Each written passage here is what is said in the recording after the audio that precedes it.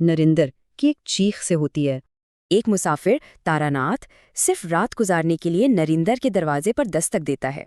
मगर नरेंद्र उसे देखकर खौफ से कांपने लगता है। आखिर क्यों? चलें माजी में देखते हैं। उनका नौकर राम बताता है कि कुछ महीने पहले तूफान में एक और तांत्रिक आया था। वो कोई आम साधु नहीं बल्कि श्याम शरण था, एक ताकतवर और शरीर तांत्रिक। घर में दाखिल होते ही उसकी लालची नजरें नरेंद्र की बहू तारा पर पड़ी। उसने सीधा कह दिया कि वो तारा को अपनी भीरवी बनाने के लिए ले जाने आया है। नरेंद्र गुस्से में आ गया, उसे ठग कहा और धक्के देके घर से बाहर निकाल दिया।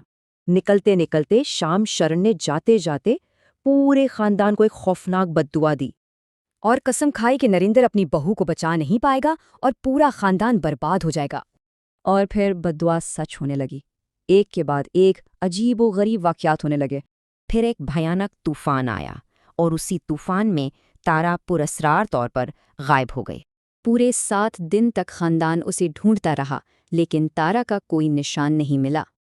अब वापस आते हैं हाल में। तारानाथ बताता है कि वो भी एक तांत्रिक है और श्याम शरण को जानता है। वो कहता है कि श्याम शरण उसका पुराना दुश्मन है और वो तारा को वापस लाने का वादा करता है। तारानाथ अपने दुश्मन को जंगल में ढूंढ निकालता है, जहां तारा एक काली रस्म के लिए कैद थी। यहाँ नेकी और बदी की असल जंग शुरू होती है।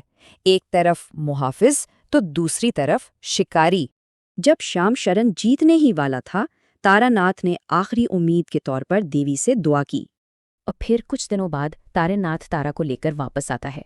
वो महफूज थी मगर बहुत कमजोर। तारानाथ ने बताया कि तारीख पूछने पर ही उसे श्याम शरण के सूरज ग्रहण वाले मंसूबे का पता चला। वो आजिज़ी से कहता है कि वो तो सिर्फ एक जरिया था, सच ने अपना रास्ता खुद बनाया। तो क्या ये सिर्फ किस्मत थी या फिर कोई इलाही ताकत जो हमेशा नेकी का साथ देती है?